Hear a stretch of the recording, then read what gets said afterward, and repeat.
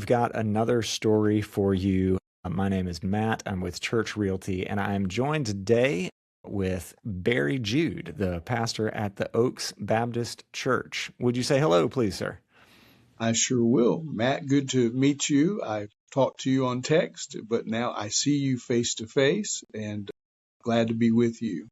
Glad to have this conversation. So we want to learn from your experience with the property transition for the Oaks Baptist Church. And it was a pretty exciting story because it has to do with how things were valued, offers that you got, and all the sell. Will you walk us through what led you to originally call Church Realty for a consultation? We had a member that is in our church. She does a lot of our law matters and kind of keeps a lot of records for us. And she had come across a document where when we bought the property we have here, which was about 35 and a half acres right on I-20, she had seen that Church Realty had worked the deal with Ibach Church and Ricky Rush in Duncanville when we were First Baptist Church, Oak Cliff. And she saw that he had helped that agreement of the two churches.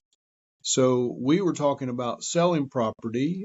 We kept getting offers of 800, 900,000, $1 million, $1.1 million, $1.2 million, maybe even a little more than that. But we had 4 or 5 offers come in. But this was our back 14.77 acres of our 35 and a half that we had. Of course, we're situated right here on I-20. So we just kept thinking that the property's got to be worth more than this, but that's what we were coming up with people just contacting our board. So we reached out to John. He was gracious to come meet with us and told us, and I thought, either this man really knows what he's doing or he's a little bit on the cocky side, because he said, I can get you all 5 times what you're getting right now. I'm certain of it. And I just walked away thinking either he's really, really good and he's a man of faith, he knows his stuff, or he's a cocky guy. So anyway, we found out pretty quick when we sold our property through John's ministry, and now your ministry as well. We sold it for $5.723 million. Wow. So yeah, I mean, Right. blew us away. We got multiple large offers, but that was John's expertise, and he's dealt with commercial realty and churches for all these years, and he brought it home. I mean, we believe the Lord brought it home, but he used John and Church Realty in a big way in our lives. So what were the tools and the resources that John used to get you to that asking price? And what were your thoughts about that? I know you said you thought maybe he was cocky at first, but did he bring you evidence to back up his claim? Well, we got to see, just some resources that he had brought of other churches and statements from pastors and church committees and such, that building teams that he was able to show us. But still, until, you walk with someone and you see the compounding effect of what he said actually came to fruition.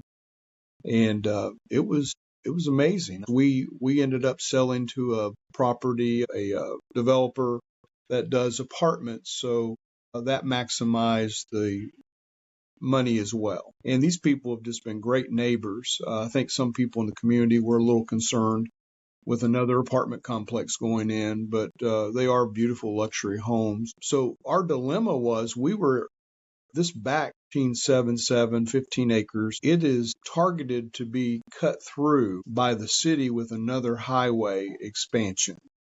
So we knew that was coming. So we knew that back 15 acres, basically, we might be able to build senior housing, maybe a an office building or a gym, that type of expansion. There were on the master plans 25 years ago, there were plans for that to be recreational areas, trails and ball fields and maybe an amphitheater. But we were going to be cut off from that part of the property, and that's still the plan of the city. So I think as a new pastor, when I came in, just talking about, well, if that's going to be cut off, why don't we go ahead and look at the possibility of selling that property? And Matt, it did multiple things for us as a church. The church had some financial struggles for some 2 to 3 decades. At the time when I came, the church was paying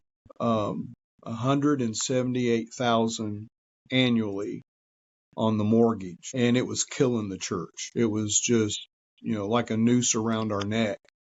So I think they just needed someone to give a little leadership to push towards that. And then after we started moving that direction, we needed somebody like Church Realty that had the expertise of how do you do this and how do you maximize the impact for the church financially. And, he just walked us through step by step. Let's go all the way back to, you had offers of 800, 900,000. John comes in, brings you information, a qualified broker's opinion, price opinion at 5 million. That's a big jump. Were there doubters amongst the church committee that thought, no, there's no way, or was it all excitement at that? Well, it was a mix of enthusiasm, but also I think we were cautious because, when you're talking that kind of money, I think it's a little overwhelming if you haven't dealt with that. And of course, with John, Musica, and Church Realty, they're used to those numbers. So John was always this calming factor, and he just kind of reassured us all through the process. But I was shocked when the offers went beyond 2 million and then 3 million. And then we started seeing ones that were 4 and 5 million. I think there were 3 offers over 5 million. And it was kind of hard to digest that for all of us, but John just kept going. So that's a good offer. Let's evaluate each of these offers. But we were in debt, still going to pay about another 4 or 5 years on the mortgage. One of the things that was very discouraging is, and another big plug for John and Church Realty, we hadn't, dealt with the city on this level, and we hadn't dealt with, there was a neighboring HOA that is right up against our property. And they have about 4,000 to 5,000 homes in this. There's 12 HOAs. And so they started protesting and were pretty vocal. City was listening. We tried to listen. So with all the delays, and this is what I don't think we could have handled without Church Realty. We were in contract for 17 or 18 months. We were aware that most commercial property sales are 3, 4 months long, maybe 6 with some delays. But we were in this thing for a year and a half. And so that was really trying. That's an incredibly long period of time for a contract. Isn't that amazing? I mean, and we didn't have any experience. We had no one that dealt with commercial realty. So when we got in this, that part was shocking to us. And I'm like, John, do you deal with this stuff all the time? And he said, yeah, it's part of it, Barry. You got to just kind of persevere and press on because you're after the end game, And so there were those little pep talks. But I think all of us question, are we going to get this done? Yeah, and reasonably so. So when you're facing opposition from the community, it's one thing if you're wanting to open up a gas station and you're a business owner and that is one thing, but you all are a church. How did that impact your congregation? What were the feelings like about navigating this? Well, I probably made some errors, and John was a great coach. I remember going to one meeting, at an HOA meeting, and of course they wanted me to speak. And so I got up and said, hey, we've got 25, 30 families that are in the HOA structure here, and maybe more. We're not quite certain, but we know we've got 25 or 30 that live in the subdivisions here. And I said, the name of the HOA, the primary HOA, was called Westchester. And I said, we are Westchester. And I realized later on that was probably not the right thing to say. John told me, let's don't say that next time. It was not received well. The ones that were really against the apartments coming in, that just kind of rubbed them the wrong way. So John just had a good way of helping us kind of know what to say, what not to say, be careful what we say. And that was just profound counsel back then. But I spoke before we thought on that one, I think. So it may have created a little more tension. So we were just in a place where we just could not have done that without a servant of God like John and Church Realty with their experience. It was discouraging, and I'm one of those at least a half cup full, if not probably 3/4 and tipping over sometimes type of person.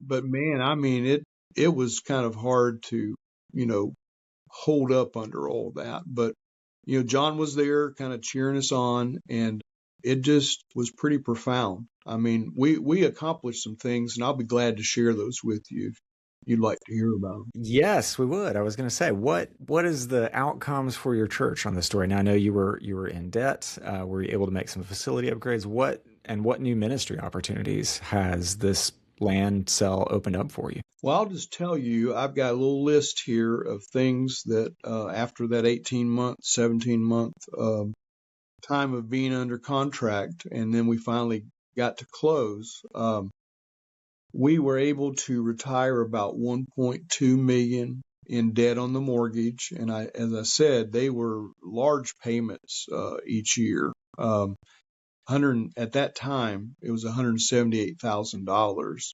So just imagine a church being able to clear out $178,000 out of their annual budget. And that's exactly what happened for us. So we didn't have that much debt. It was just 1.2. But without us trying to restructure that and refinance, we just, it was going to be paid off in 5 or 6 more years. But it was just a very large bill. So that is the first bill we paid when we got the land sale. Then because we're a church body that believes in the cause of Christ, not just locally in our church, but around the globe. We're a Southern Baptist congregation, and of course we believe in our SBC mission entities, but we were able to donate about $350,000 to Southern Baptist causes, a ministerial scholarship for about $100,000 at Dallas Baptist University, which is a neighboring school, and we have lots of interns and some staff from there. So it's a ministerial scholarship. We give out at least two scholarships a year at this point off the interest of that money. We have many global impact partners like Voice of the Martyrs, Pregnancy Resource Center here in Grand Prairie, but we invested in about 31 different missionaries or mission entities beyond the 350,000.